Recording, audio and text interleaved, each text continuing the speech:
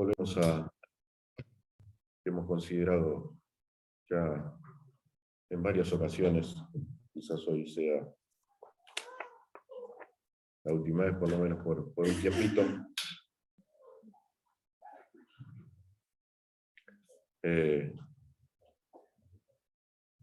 Vamos a dejar de ver cuestiones que tienen que ver con el lavamiento de pies, pero nos queda alguna cosa que entendemos que es importante meditar. Y dice Juan capítulo 13, antes de la fiesta de la Pascua, sabiendo que su hora había llegado para que pasase de este mundo al Padre. Como había amado a los suyos que estaban en el mundo, los amó hasta el fin. Y cuando cenaban, como el diablo ya había puesto en el corazón de Judas Iscariote, hijo de Simón, que le entregase, sabiendo Jesús que el Padre le había dado todas las cosas en las manos y que había salido de Dios y a Dios iba, se levantó de la cena y se quitó de su manto y tomando una toalla se la ciñó. Luego puso agua en un lebrillo y comenzó a lavar los pies de los discípulos y a enjuagarlos con la toalla con que estaba cingido. Entonces vino Simón Pedro y Pedro le dijo: Señor, ¿tú me lavas los pies? Respondió Jesús: lo que yo hago, tú no lo comprendes ahora, lo entenderás después. Jesús le dijo: no me lavarás los pies jamás. Pedro le dijo: no me lavarás los pies jamás. Jesús le respondió: si no te lavares, no tendrás parte conmigo. Le dijo Simón Pedro: Señor, no solo mis pies, sino también las manos y la cabeza. Jesús le dijo: el que está lavado no necesita sino lavarse los pies, pues está todo limpio y vosotros limpios estáis, aunque no todos, porque sabía que él iba a entregar, por eso dijo: no estáis limpios todos. Así que después que les hubo lavado los pies, tomó su manto, volvió a la mesa y les dijo: ¿sabéis lo que os he hecho? Vosotros me llamáis maestro y señor, y bien decís porque lo soy. Pues si yo, el Señor y el Maestro, he lavado vuestros pies, vosotros también debéis lavaros los pies los unos a los otros. Porque ejemplos he dado para que, como yo os he hecho, vosotros también hagáis. Una cosita que nos queda, un par de cosas que nos quedan pendientes por ver, vimos varias en este pasaje ya. Pero bueno, sabemos, ¿no?, que los discípulos se quedaron descolocados cuando Jesús se ciñe la toalla, agarra la palangana y se dispone a desarrollar la tarea que estaba reservada para los esclavos bajos de aquel tiempo, ¿no? Quizás alguno habrá pensado: bueno, ¿cómo no se me ocurrió a mí hacerlo? Y bueno, y ahí entra a jugar la palabra del apóstol Pedro, quien él plantea o tiene la idea de presentarse como una persona humilde, y él, conociendo la dignidad del Señor, dice: no, Señor, vos no me vas a lavar los pies jamás. Entonces, Pedro quería quizás un felicitado en humildad. Pero la pregunta tendríamos que hacernos es: ¿qué clase de humildad es aquella que le dice a Dios cómo tiene que hacer las cosas?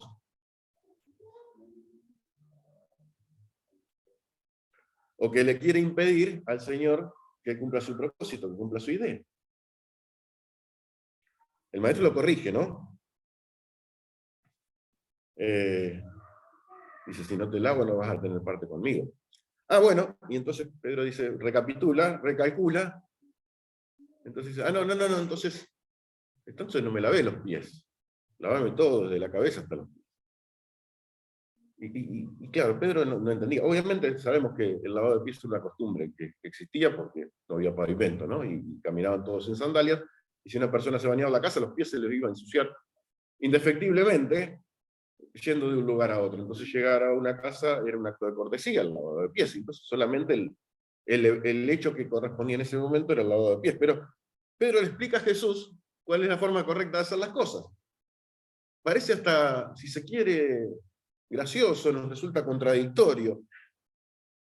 Pero eso efectivamente no es una cosa más, no es otra cosa que una muestra más de orgullo.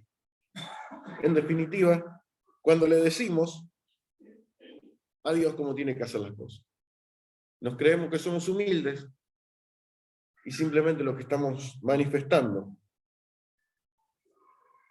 es una parte más de nuestro orgullo. Indudablemente la humildad es mucho más difícil de practicar que de proclamar. El engaño de nuestro corazón nos dificulta esa tarea, Y nos puede arruinar cualquier intento por presentarnos humildes delante del Señor.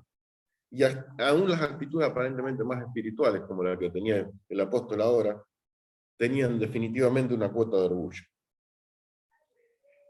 Es definitivamente el orgullo del enemigo que más cerca está y más nos está acechando alrededor nuestro.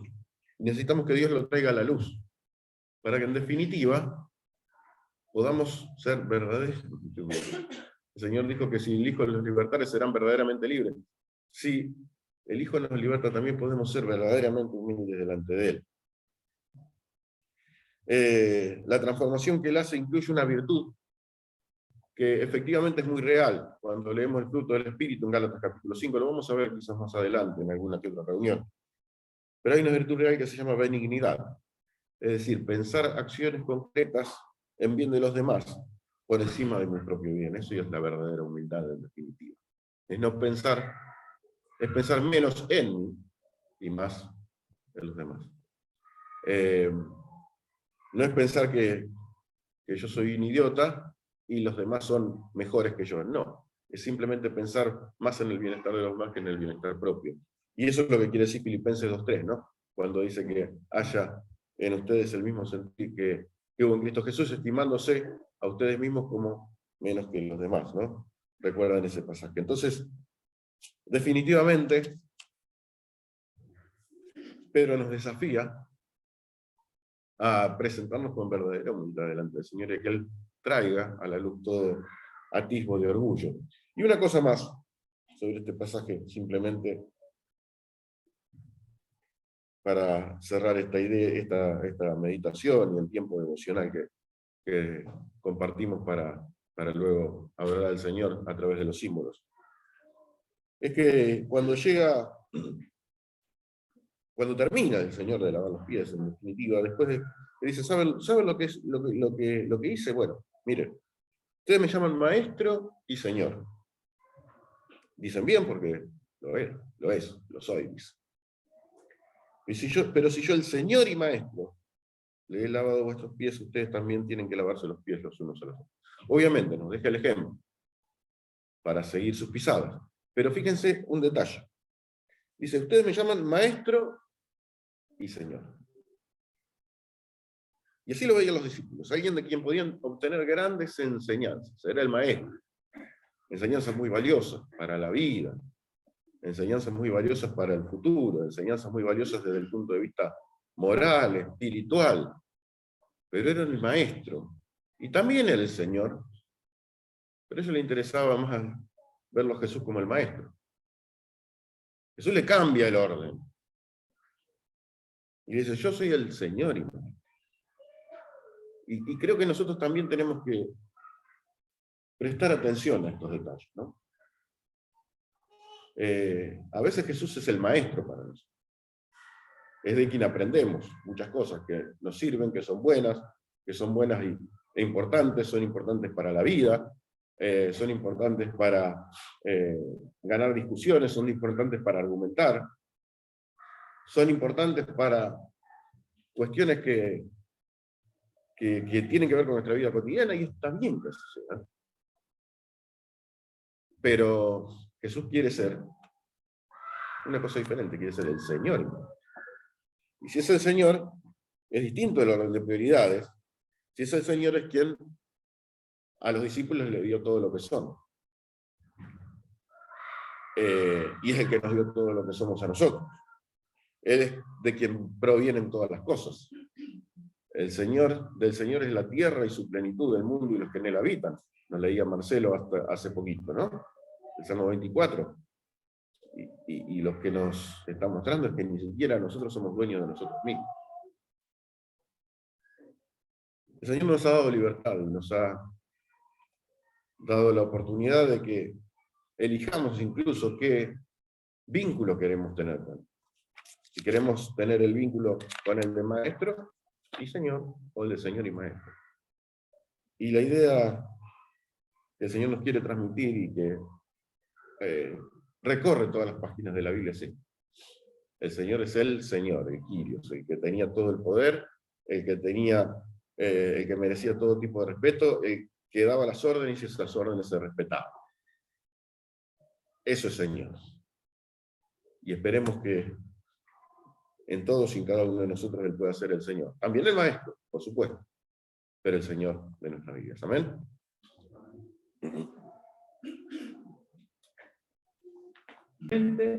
Y nuestro corazón a escuchar la palabra de Dios, que hoy está a cargo de nuestro hermano Esteban Sánchez. Adelante, Esteban.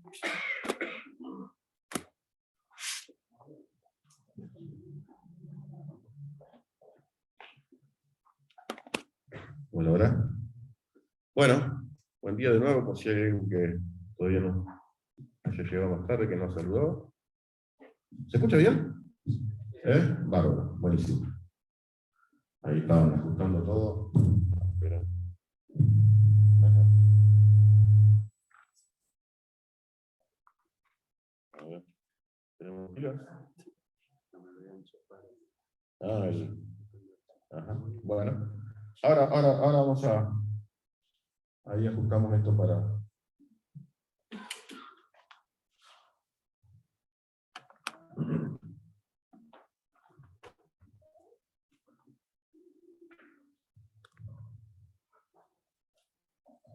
Ahí ajustamos esto para que aparezca en pantalla el tema. Bien. Dios mediante vamos a compartir algunas cuestiones, vamos a empezar a ver algunas cuestiones que tienen que ver con la identidad. Ustedes saben que estábamos viendo algunos temas vinculados al tema madurez y demás. Lo vamos a dejar un cachitito, porque bueno, estos últimos par de meses el Señor nos estuvo procesando, hablando bastante con algunas cosas que nos han pasado, que la mayoría conoce. Y ahí está, ahí apareció, buenísimo. Ahí va. Y creemos que es central, es crucial, que empecemos a charlar un poquito de algunas cosas de la identidad. Después vamos a volver con el tema madurez y demás, que bueno, que está ahí medio a mitad de camino, ¿no? O diría un poquito menos que mitad de camino. Pero después vamos a volver con estas cuestiones, pero creo que es una buena pregunta decirnos quién soy. Por ejemplo, agarro el que tengo más cerca, Cris. ¿Quién sos? Ah, bien, bien. A veces si yo te digo, Néstor, ¿quién sos? Ah, bien. Bueno, vas contestando bien. Ustedes saben que cuando a veces preguntamos quién sos, me preguntan quién soy, yo digo Esteban. O quién sos, y la Tana. ¿Y quién sos? Jere. Y a veces tenemos que decirle, mirá, en realidad yo te pregunté quién sos, no tu nombre. O no tu apodo. Porque hoy vivimos un tiempo en donde la identidad está siendo muy atacada, y ahora vamos a charlar un poquito de eso, porque tenemos que saber responder bien esta pregunta. Las respuestas que dieron fueron buenas realmente, demasiado buenas, pero tenemos que aprender a responder estas preguntas, porque hoy una de las cosas que vemos a nuestro alrededor, que obviamente que está orquestado por Satanás mismo, es el deseo de atacar la identidad de las personas. Y especialmente atacar la identidad de los hijos de Dios. Las respuestas, como decía, fueron muy buenas, pero hace poquito, justamente mi esposa comentaba de que había escuchado, y habíamos escuchado también en algún momento, Fede nos compartió unos mensajes que había dado Marcelo de la Llana, que hablaba uno que se llamaba el hombre como hombre, y parece una perorullada, una obviedad. Es decir, el hombre como hombre, la mujer como mujer era el segundo y el niño como niño. Parece una perorullada, pero a veces no lo es tanto. Porque la identidad de las personas hoy por hoy está siendo atacada. Para que digan, bueno, no hay hombre y mujer. No hay algo específico que Dios ha creado. Usted sabe que somos hombre o mujer pura y exclusivamente por un cromosoma, nada más, que puede salir X o Y. ¿Sí? Y la biología misma nos muestra, y cuanto más se investiga en distintos ámbitos de la ciencia, más se llega a la conclusión de que hay un diseño inteligente atrás y de que el diseño de Dios se confirma a través de las pocas investigaciones que se puedan hacer, porque realmente, si bien ha avanzado mucho la ciencia, podemos decir que es muy poquito lo que podemos conocer de todo lo que Dios hizo. Pero la identidad no solamente está atacada en cuanto, bueno, lo que conocemos hoy como ideología de género, ese tipo de cosas, sino también por muchas otras cosas. Y podríamos dar miles de ejemplos, pero si querés, podemos decir que el materialismo es otra cuestión que ataca nuestra identidad, porque vos vas a hacer por lo que tenés, y si no tenés, no sos. O vas a hacer por lo que haces, por el activismo. A veces se les pregunta a los chicos, ¿vos qué querés ser cuando seas grande? Y bueno, yo quiero ser médico, abogado, doctor, qué sé yo. ¿Y para qué? Y para ser alguien en la vida. Y la verdad es que está bien que una persona estudie, porque le da herramientas y le da un montón de posibilidades que de otra manera no tendría. Es muy positivo eso, pero esa no es la motivación por la cual una persona tiene que estudiar. Porque si no, el pibe se va a empezar a creer que si es médico es algo y si es barrendero no es nada. Entonces la identidad no viene asociado a lo que terminamos haciendo, o no somos alguien en la vida por lo que pudimos haber tenido la oportunidad, la bendición, el privilegio, como quieran llamarlo, de estudiar o de poder desarrollarse en algún ámbito. Para los que somos hijos de Dios, para los que hemos sido salvados por Jesucristo, nuestra identidad viene dada justamente por lo que Dios dice que somos nosotros. Y ciertamente,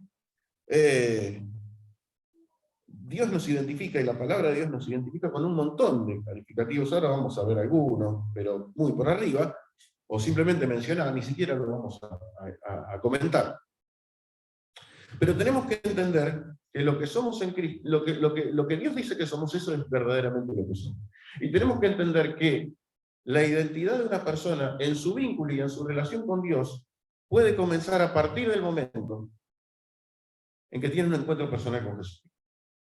Y eso es fundamental. Y esa es la base de toda nuestra identidad. Por eso decimos, mira, quien es un hijo de Dios se presenta y Dios y la palabra de Dios lo califica de un montón de maneras. Pero antes tenés que estar reconciliado con Dios. Si no, no hay identidad posible, no hay identidad que valga. Si la reconciliación con Dios no está presente, eso no existe. ¿Y cómo llegamos a la reconciliación con Dios? Primero, reconocer que estamos peleados con Dios. El apóstol Pablo, escribiendo a los romanos, ¿no? Habla de que somos débiles, de que somos pecadores, de que hemos cerrado el blanco, de que nos hemos equivocado de medio a medio. Y dice que aún nos seguimos convertidos en enemigos de Dios. Pero ahí dice ahí nomás que más Dios muestra su amor para con nosotros en que siendo aún pecadores, débiles, enemigos de Dios, Cristo murió por nosotros. Y a partir de que crees esa verdad por la fe, y que decís, efectivamente, yo quise hacer las cosas por la mía y no me salieron bien. He ofendido a Dios, he ofendido a los demás, he agredido, he dañado, me he dañado a mí mismo, he dañado a los demás, he ofendido a Dios. El perdón de los pecados es una realidad para aquella persona que cree que Cristo murió por él. Mas Dios muestra su amor para con nosotros en que siendo un pecador, Cristo murió por nosotros, murió y resucitó para nuestra justificación. A partir de ahí arranca una nueva identidad. ¿En qué se traduce? Mirá, en un montón de cosas. A ver si pasa. Ahí está. Mirá. Quien está en Cristo es aceptado o aceptada. Es hijo de Dios, es amigo de Jesucristo, ha sido justificado. No sé si se lee. Bueno, la lista es muy extensa. Está unido al Señor, fue comprado con precio, miembro del cuerpo de Cristo, de la familia de Dios. Dios lo ha adoptado como su hijo, ha sido perdonado todos los pecados, está completo en Jesucristo, tiene acceso directo al trono de la gracia a través de Jesucristo. No solamente es aceptado, sino que también está seguro o segura en Jesucristo, está libre de condenación. Está seguro que Dios obra el bien en todas las circunstancias, es libre de toda condenación, no puede ser separado del amor de Dios. fue establecido y sellado por Dios, está escondido con Cristo en Dios. Dios completará la buena obra en él, es ciudadano del cielo, no tiene un espíritu de cobardía, sino de poder, amor y dominio propio, es nacido de Dios, el maligno no lo puede tocar. ¿Qué más? No solo está seguro, sino que es importante, es un pámpano, es una rama en la vid verdadera, algo que hemos desarrollado muy extensamente en reuniones anteriores. Es una rama de la vid verdadera que es Jesucristo. Fue señalado para llevar fruto, es templo del Espíritu Santo, es un ministro de la reconciliación de Dios, es una obra de Dios, está sentado con Cristo en lugares celestiales, se puede acercar con libertad y confianza, y todo lo podemos en Cristo que nos fortalece. Todo eso. Todo empieza a partir de una nueva relación con Dios. Todo eso y mucho más, en realidad, ¿no? Esta lista no es taxativa, es enunciativa. Es simplemente una muestra. Para muestra basta un botón. Ahora mira, saber quiénes somos es crucial. Y la Biblia muestra un episodio muy crítico en la vida de Moisés, que nos muestra un poquito eso, y nos lleva a pensar también que cuando alguien dice yo soy, está diciendo, está dando una declaración poderosísima, porque justamente la declaración más poderosa del universo es cuando Dios se presenta y dice yo soy.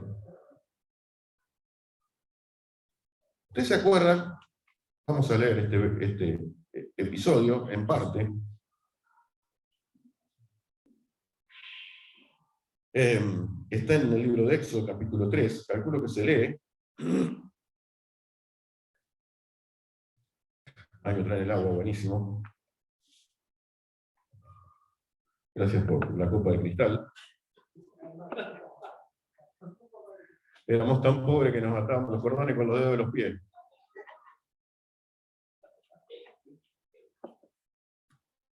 Bueno, buenísimo.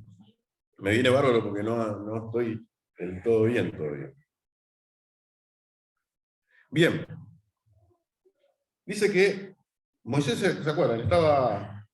Había huido fugitivo de Egipto, donde había sido criado en el palacio del faraón. A los 40 años huye. Y se va a vivir a Madián, donde en Madián inicia una nueva vida, se casa, tiene hijos. Vive como pastor de ovejas. Y dice que estaba ahí en Madián Moisés, y dice que apacentando Moisés las ovejas de Jetro, su suegro, sacerdote de Madián, llevó las ovejas a través del desierto y llegó hasta Horeb, monte de Dios. Y se le apareció el ángel de Jehová en una llama de fuego, en medio de una zarza, y él miró y vio que la zarza ardía en fuego, y la zarza no se consumía. Entonces Moisés dijo, iré yo ahora y veré esta grande visión, ¿por qué causa la zarza no se quema? Viendo Jehová que él iba a ver, lo llamó Dios en medio de la zarza y dijo, Moisés, Moisés, y él respondió, heme aquí. Y dijo, no te acerques, quita tu calzado de tus pies, porque el lugar en que tú estás, tierra santa, es. Y dijo, yo soy el Dios de tu padre, el Dios de Abraham, el Dios de Isaac, el Dios de Jacob. Entonces Moisés cubrió su rostro porque tuvo miedo de mirar a Dios. Fíjate, vamos a saltar unos versículos más adelante, a partir del versículo 10. Versículo 10 dice, Dios le dice a Moisés, ven por tanto ahora, y te enviaré a Faraón para que saques de Egipto a mi pueblo, los hijos de Israel. Entonces Moisés respondió a Dios, ¿quién soy yo para que vaya a Faraón y saque de Egipto a los hijos de Israel? Y él respondió, ve, porque yo estaré contigo. Y esto te será por señal de que yo te he enviado cuando hayas sacado de Egipto al pueblo, serviréis a Dios sobre este monte. Dijo Moisés a Dios, he aquí que llego yo a los hijos de Israel y les digo, el Dios de vuestros padres me ha enviado a vosotros. Si ellos me preguntaren, ¿cuál es su nombre? ¿Qué le responderé? Y respondió Dios a Moisés, yo soy el que soy. Y dijo, así dirás a los hijos de Israel, yo soy, me envió a vosotros. Además dijo Dios a Moisés, así dirás a los hijos de Israel, Jehová, el Dios de vuestros padres, el Dios de Abraham, Dios de Isaac y Dios de Jacob, me ha enviado a vosotros. Este es mi nombre para siempre, con él se me recordará por todos los siglos.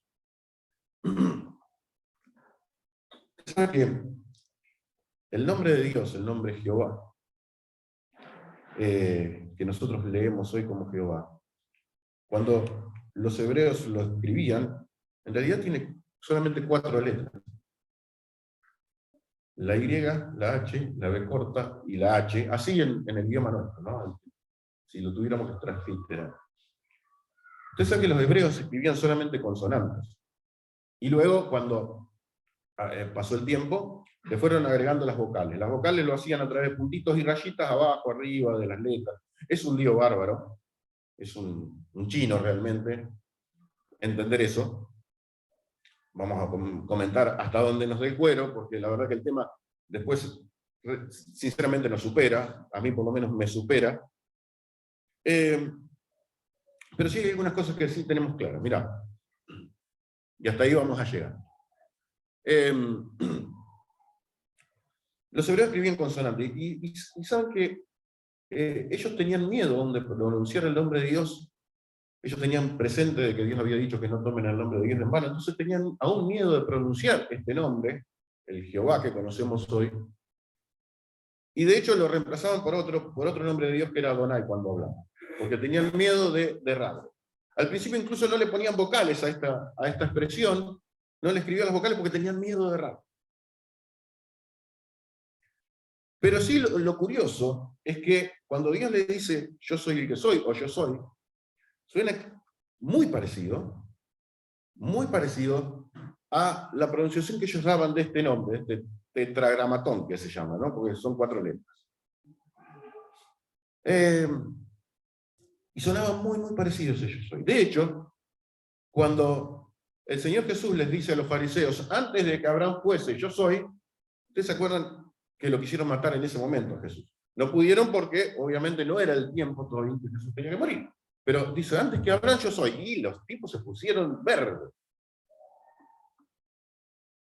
Ahora, este tetragramatón después fue migrando, ¿no?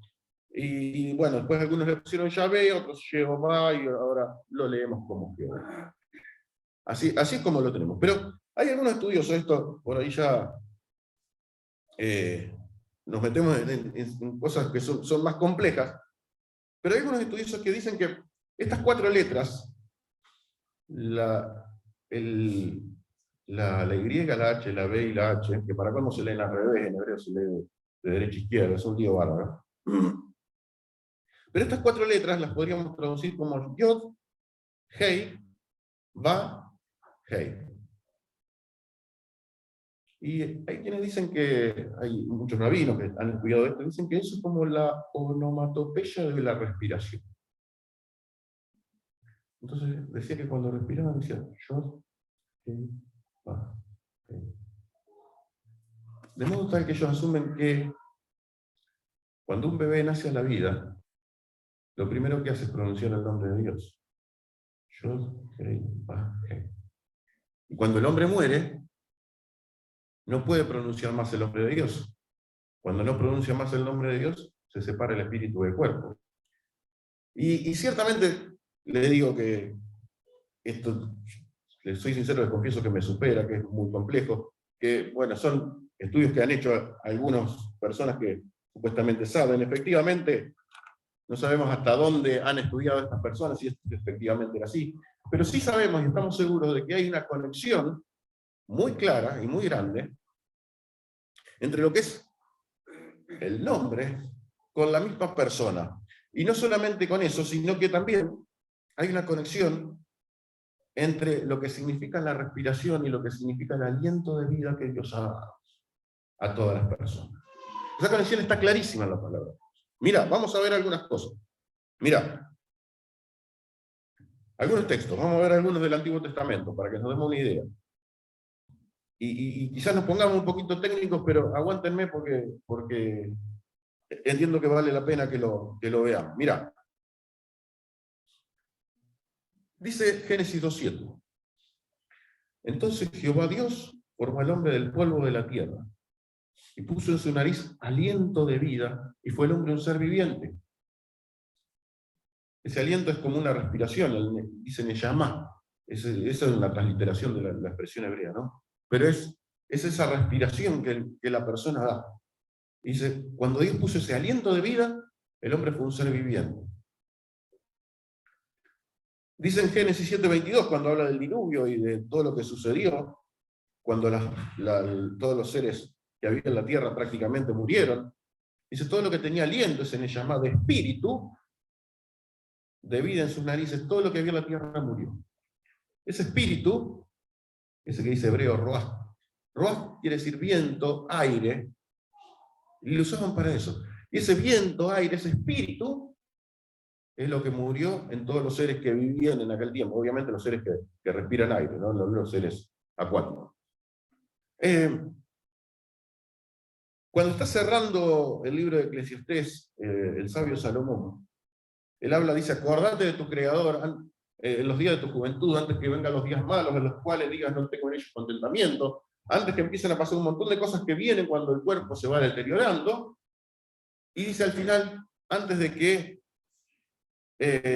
la cadena de plata se corte, antes que el cuenco de oro se rompa, antes de que el polvo vuelva a la tierra como era, y el espíritu, ese aliento, ese soplido, ese aire de Dios, vuelva al Dios que lo dio. El polvo, la estructura corporal que tenemos, vuelve a la tierra. El espíritu vuelve a Dios que lo dio. Ese aire, ese robar, vuelve a Dios. Hay un pasaje bastante complejo en el libro de Ezequiel, capítulo 37. Él ve un montón de huesos secos. Y los huesos secos eran la casa de Israel. Lo que menciona es eso. El Dios le dice que eso es lo que querían decir esos huesos secos. Y era la casa de Israel. Y dice, Dios le pregunta a Ezequiel, ¿van a vivir estos huesos? Y entonces después le dice, profetizá, dice, capítulo 37, versículos 4 y 5, después pueden leer todo el pasaje, profetizá sobre estos huesos y deciles, huesos secos, oigan la palabra de Dios. Así ha dicho Jehová el Señor a estos huesos, y aquí yo hago entrar espíritu, ruaj, la respiración en ustedes, y van a vivir. Y profeticé como me había mandado, y entró espíritu en ellos, y vivieron, y estuvieron sobre sus pies un ejército grande en extremo. Es decir, esos huesos, ustedes leen el pasaje y van a encontrar que en algún momento se empiezan a unir cada hueso con su hueso, empiezan a tener tendones, y parece un ser vivo, pero dice que le falta el espíritu, el aliento de vida, y en algún momento Dios le da ese aliento de vida. Está hablando de la casa de Israel, paréntesis. Creemos, por lo menos, o por lo menos creo, que está hablando de Israel, y creo que hoy por hoy Israel es como ese montón de huesos secos que ya se unió, que ya están todos unidos, pero que no tienen el aliento de vida todavía. Porque todavía el Estado sionista de Israel es un Estado que está rechazando a Dios, las personas rechazan a Dios, la religión judía rechaza a Dios, incluso tiene componentes muy esotéricos, satánicos incluso, pero está ahí formado ese cuerpo que le falta el aliento de vida para que cuando llegue el momento y se arrepientan y se vuelvan a Dios, ese aliento de vida vuelva a ser Israel el pueblo de Dios como lo fue, ¿no? Pero fíjate qué conexión hay entre lo que es la respiración y lo que es la vida misma, el aliento de vida, con ese yo soy que se presentaba delante de Moisés, con ese yo soy que se presentaba delante de los fariseos y los fariseos obligaban. En el Nuevo Testamento, cuando vamos al Nuevo Testamento, la palabra espíritu nos va a sonar conocida porque es neuma, con P. Y de ahí viene la palabra, por ejemplo, neumático, que tiene que ver también con aire, con viento. Y fíjate lo que encontramos, por ejemplo.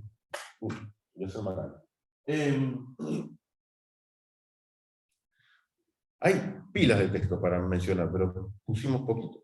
Mirá, el espíritu es el que da vida, la carne para nada aprovecha. Las palabras que yo he hablado son espíritu y son vida, le dice Jesús a los discípulos. Y es el neuma de Dios, es lo que da vida, es el aire que da vida. Cuando Jesús hubo tomado el vinagre, dijo, consumado es, y habiendo inclinado la cabeza, ¿qué dice? ¿Entregó qué? El espíritu.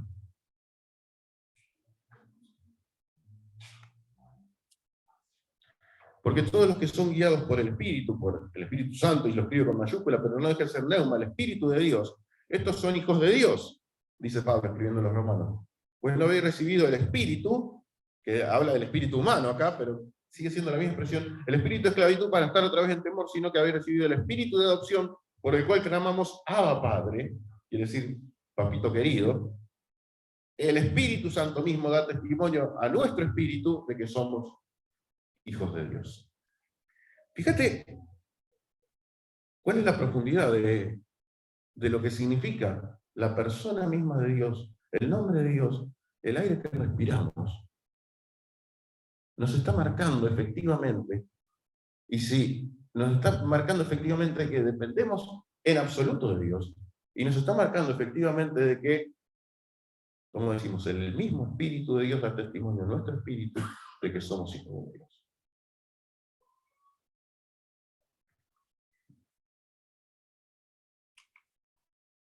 Fíjate.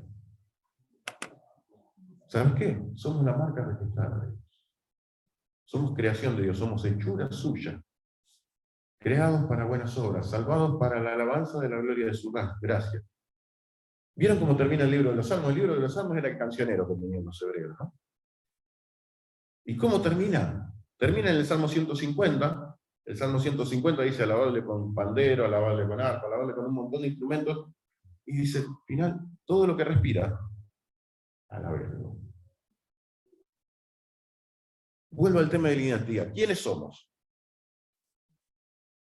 Somos almas a las cuales se le ha dado un espíritu de vida que solamente lo puede dar Dios. Solamente lo puede dar ese yo soy. Solamente lo puede dar ese Yahvé. Y solamente Él nos puede dar ese aliento de vida, solamente Él te puede dar aliento de vida. Y dice que las personas que no conocen al Señor están muertas en sus delitos y pecados. Claro, es la realidad de todo ser humano, que verdaderamente tiene existencia terrenal, pero espiritualmente está muerta, y por eso dice que ustedes fueron sellados con el Espíritu Santo de la promesa. Y nos da aliento de vida desde un punto de vista espiritual. Y ciertamente ese espíritu, obviamente que de forma corporal tenemos existencia y vivimos y respiramos aire y el sol sale sobre buenos y malos.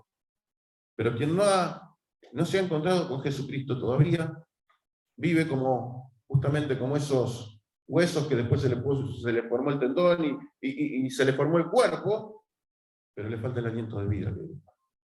Ese aliento de vida, esto sería largo para repasarlo, ¿no? Ese aliento de vida que solo lo da Dios. Usted sabe que gran parte de la identidad, como decimos, a veces pasa por el nombre. Usted sabe que cuando Daniel y los amigos hebreos que fueron cautivos en Babilonia, eran jóvenes, eran personas que ya tenían una educación previa, por eso de entre todos esos, es un grupo de esos jóvenes que no sabemos cuántos eran en realidad, el mismo rey, el emperador de Babilonia, Nabucodonosor, toma de ese grupo de adolescentes, casi serían alrededor de 15, 16 años, y los lleva al palacio para conformar un grupo de élite de sabios que trabajaran y que asistieran a la corte en Babilonia, ¿no?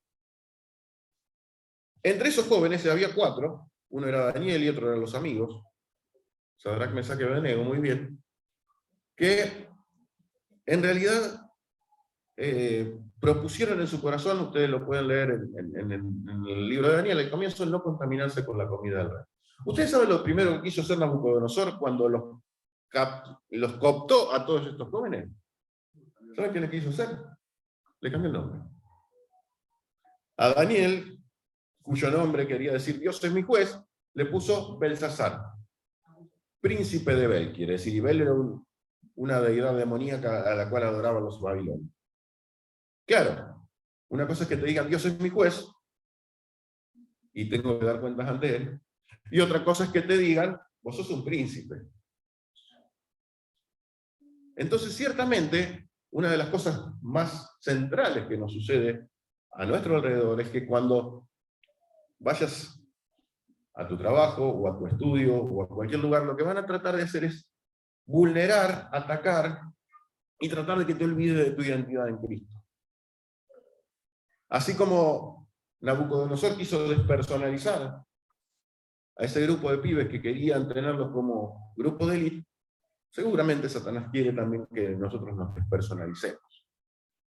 Que perdamos foco de cuál es nuestra identidad. Usted sabe que cuando Daniel y sus amigos propusieron en su corazón no contaminarse con la comida del rey, después lo pusieron a prueba. Y al cabo de ese tiempo, de ese periodo que pasó la prueba, cuando tuvieron que estar delante del rey, el rey los tuvo que evaluar, encontraron que Daniel y sus amigos eran 10 veces mejores que todos los otros. En cuanto a capacidad intelectual, en cuanto a capacidad física, en cuanto a todo, eran 10 veces mejores. ¿Saben? Vamos a traducirlo. Fueron 10 veces más vivos que nosotros. Porque a Daniel intentaron despersonalizarlo, hasta llegaron a cambiarle el nombre, pero no pudieron cambiarle el corazón. Y eso creo que es el desafío que Dios nos da hoy por hoy para que entendamos lo que significa nuestra identidad. Que pueden tratar de hacer un montón de cosas, pero el corazón no lo pueden cambiar. Pero el aliento de vida que Dios nos ha dado, eso no lo puede cambiar. Y por eso decimos, y decía el salmista, todo lo que respira, alabe a Jehová. Vamos a terminar con una canción. Ahí los chicos les cambiamos la bocha rápido. Pero vamos a cantar la canción que dice, ¿quién dices que soy? ¿Quién soy yo para que el rey me acepte así? Me encontró en mi precioso amor por él. Y ciertamente, hoy vivimos en un tiempo en donde se habla mucho de individualismo, se habla mucho de identidad, se habla mucho de autoayuda incluso, y realmente, si nos ponemos a pensar, no somos nada sino afuera por la obra y la persona del Señor. Pero igualmente sí podemos decir con total claridad, con total autoridad, con total seguridad, que somos lo que Dios dice que somos verdaderamente hijos de Dios. Nos ponemos de pie y terminamos cantando, ¿sí? Vamos, ¿quién dice que soy?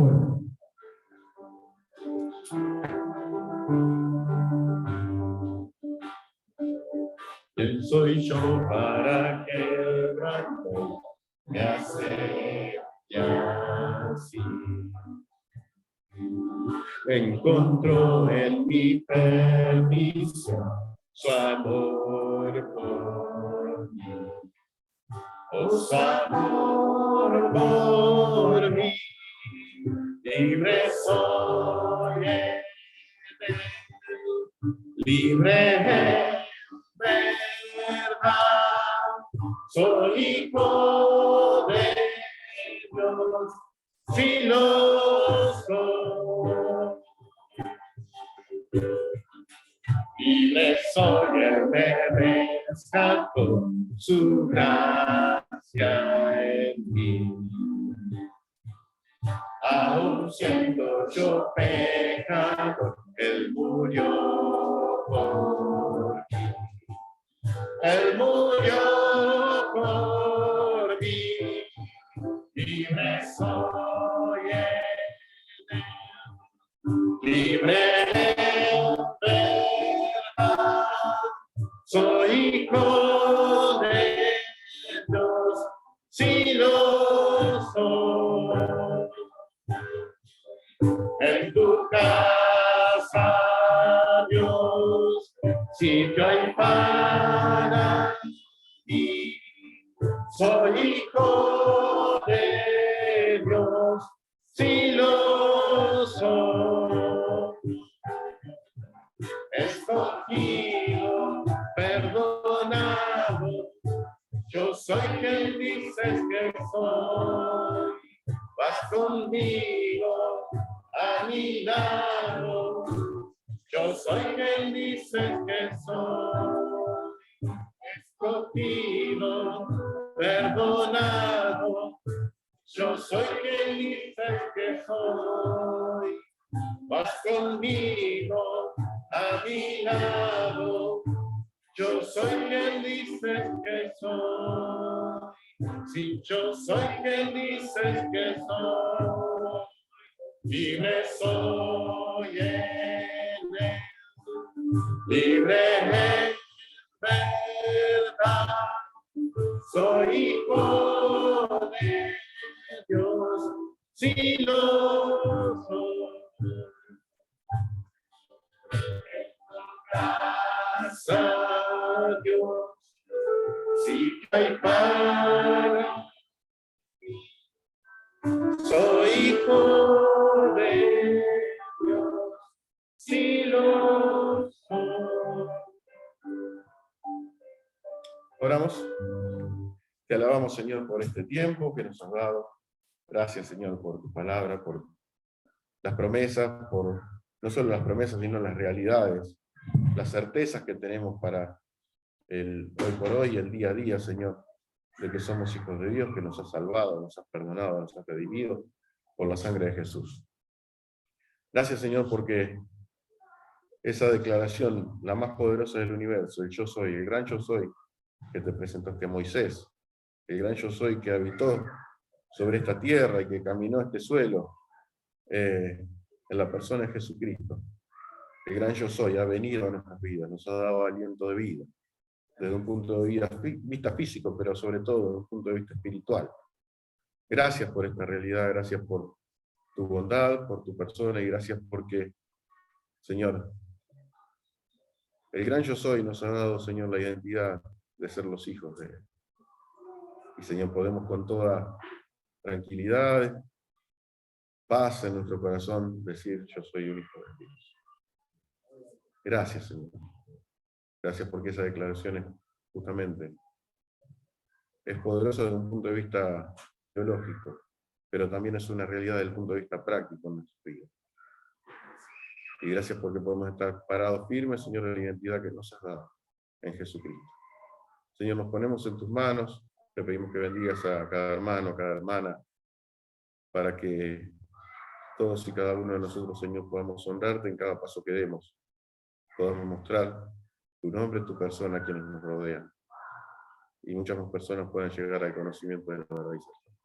Señor, te damos gracias por todo, nos ponemos en tus manos una vez más en el nombre de Jesús. Amén. Muy bien, muchas gracias a todos por su paciencia, su atención, y nos encontramos, Dios mediante, miércoles 20 horas, estamos estudiando el libro de Filipenses, nos queda ya poquito, ya estamos en el capítulo 4. Así que bueno, nos vemos el miércoles 20.